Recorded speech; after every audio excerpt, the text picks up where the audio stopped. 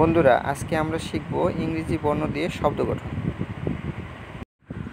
A for apple, B for ball, C for cat, D for dog, E for elephant, F for fish, G for grape, H for hen, I for ice cream, J for jam, K for kangaroo,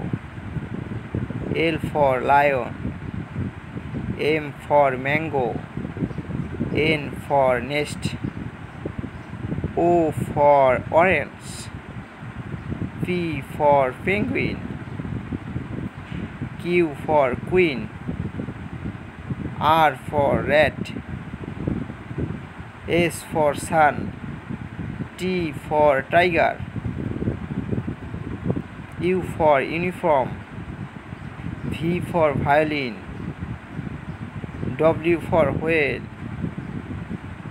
X for zebak,